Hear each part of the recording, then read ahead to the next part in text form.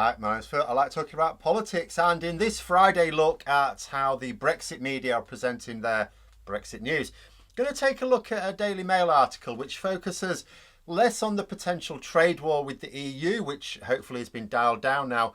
And I've also noted recently that they don't seem very keen on the prospect, but on negotiations needed to avoid it. In particular, I want to take a look at the language they're using as well. But first, if you'd like to be notified of daily news and politics, please subscribe to the channel and click the bell notification icon. So two foci for this video. The story on the Northern Ireland Protocol negotiations, but the language used by a pro-Brexit paper to keep pushing divisions between the EU and the UK. Because the divisions are important for these people, arguably more important than before we left the EU. You know, with the damage of Brexit not only becoming more and more obvious, but also more keenly felt by ordinary people who voted for it, there's a huge danger for them that people will want to reverse it. You know, there are different groups of people who wanted Brexit for different reasons, but one of them was ideological reasons. There was no real practical side of it. And the ideology doesn't change just because Brexit becomes an economic, political or social disaster. Brexit is worth every indignity and privation to these people. But most people aren't bothered about ideology if it means doing without food on the table or heating in the home. In order to slow down the rate at which the public turns away from Brexit and starts supporting moves to rejoin, the likes of the Daily Mail need to permanently burn bridges. You know, generate a sort of hatred for the EU that means even as people see the devastation of Brexit, they'd rather stick with it than accept the mistakes and reverse it. And you can see that in the language used. Case in point here. The headline in this article, Eurocrats insist Boris Johnson can step in and end Brexit deadlock. And it's not meant meanly. They're not using the term Eurocrat as a term of offence in this article. It's just a term used. It's thrown out there. It's in the headline. It's in the article. What is a Eurocrat? Well, it's a European bureaucrat. You know, there are two parts to the use of this word. The first part is that it's a special word that only applies to EU officials. Why didn't it say EU bureaucrats or just bureaucrats or officials or civil servants? It's setting them out as different. This is a different beast. It's the same but opposite when the media like this also talk of expats. That's a special word used to mean British immigrant.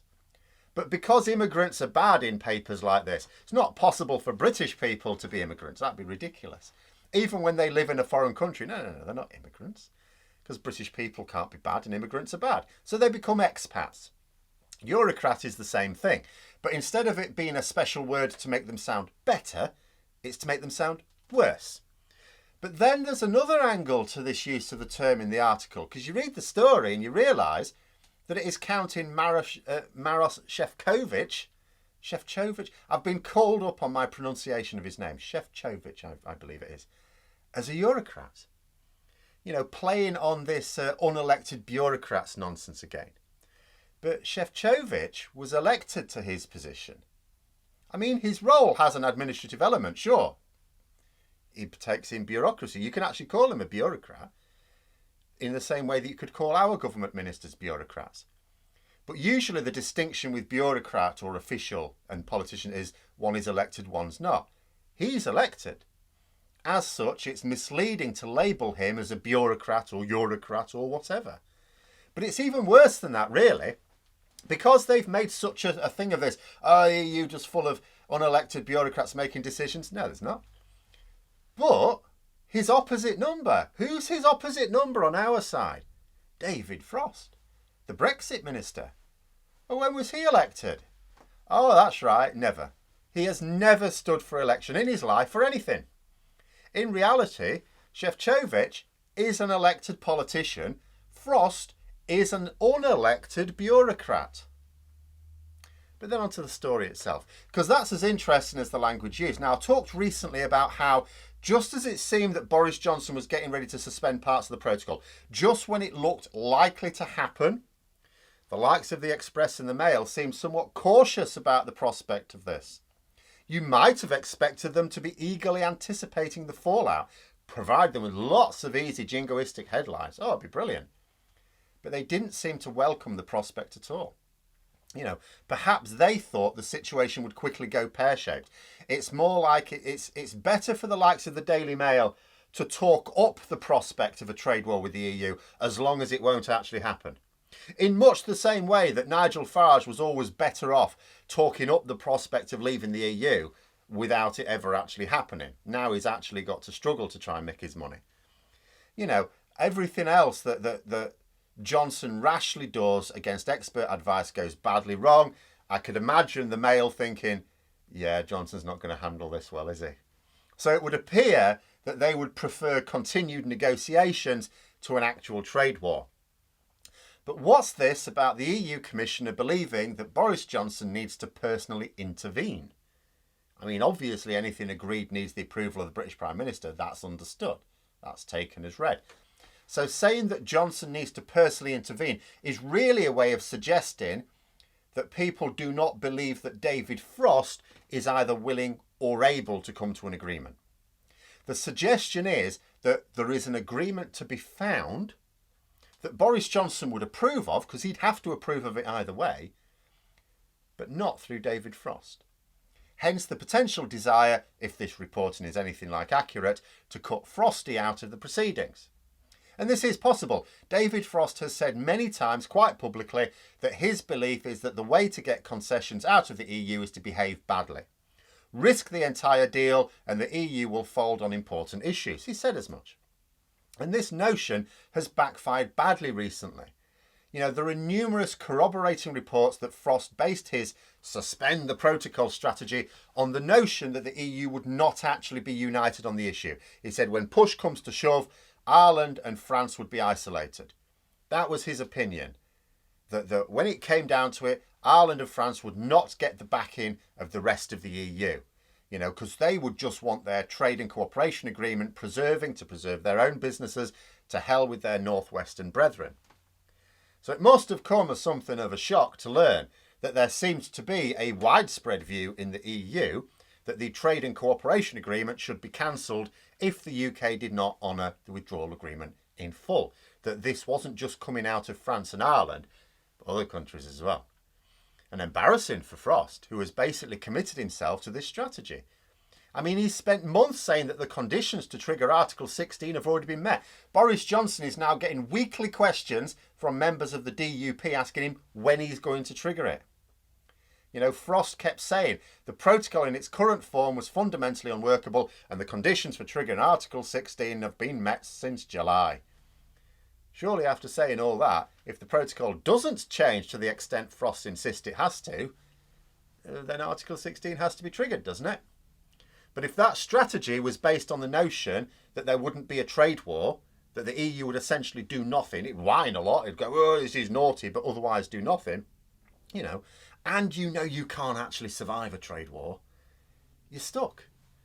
Of course, there's always face-saving ways out of any situation, politically. Of course there is, if you're willing. There are two main sticking points over the protocol. If we remove ideology for now, obviously, some unionists in Northern Ireland, it's largely ideological. There's not a lot to be done about that. But if you to look at the two serious sticking points, which I'll remind people still that the British government not only willingly signed, but claimed it as a negotiating masterpiece on their part. But they've since decided that they were as thick as mince and it wasn't quite the brilliant deal they thought it was at the time. But the main sticking points are checks and the role of the European Court of Justice. Now, the EU have already come up with a generous series of proposals that should reduce the need for checks on goods that are only intended to go to Northern Ireland no further, because that's what the real issue is. No one's got a beef, pardon the pun, with stuff going into Northern Ireland, then going to the Republic of Ireland. Of course, there needs to be checks somewhere, and yes, okay, they're going to have to take place in the Irish Sea border. That's okay. The issue is stuff going to Northern Ireland that's not going to go any further.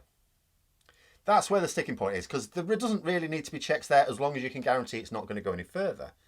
And in fact, the UK, if it would just stick to its end of the bargain over things like labelling, like it was part of the deal that we were supposed to insist that stuff going to Northern Ireland had labelling on it saying for Northern Ireland only.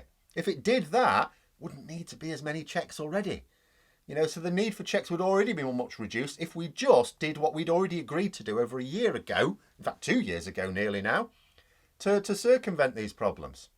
Because despite the way it's often reported, The excessive need for checks right now is down to the UK government dragging its feet. It's nothing to do with the EU. So there is already a package of solutions for that. Now, the role of the ECJ is trickier because obviously that court is the arbiter of union law. Of course it is. And Northern Ireland is bound by union law. Of course it is. You know, imagine if you tried to tell some gammons that a French court should decide matters of British law. Ridiculous. British law should be British courts. Yeah, right. So how does it make sense for a British court to decide matters of EU law then? Doesn't. I saw a suggestion that you could filter grievances. Because remember, you know, the court doesn't even get used unless there's some grievance anyway. Most of the time, this wouldn't even be needed. You wouldn't even notice. But if you filter what grievances do crop up through a separate body to give the appearance of a bespoke solution. You know, if the British government simply wanted a way of saying that issues will be dealt with by a body that's not the European Court of Justice, okay, that could work. The European Court of Justice still has to be the final arbiter, of course. But whatever they come up with, whatever fudge they come up with, if they come up with one at all, it now seems likely that the British government are no longer keen to actually trigger Article 16. Now, can't be certain, of course. You always have to bear in mind with Boris Johnson, you cannot be certain. If they feel they've run out of road, then neither Johnson nor Frost will personally suffer from that action, you know, other than politically. It's all, for Boris Johnson, it's all about staying as Prime Minister. If he feels his position is under threat as Prime Minister, if he's about to go and he thinks he can save it by triggering Article 16, he will do it. But it's interesting to see the Daily Mail, that hard Brexit paper, remember, discussing these issues in terms of negotiated settlements rather than give us what we demand or we'll burn all the houses down type rhetoric. But those are my thoughts. Let me know yours in the comments below. Hope you found the video interesting. If you did, don't forget to click the like button. If you'd like to support the channel further, please also click the Patreon link for details. And until next time, I'll see you later.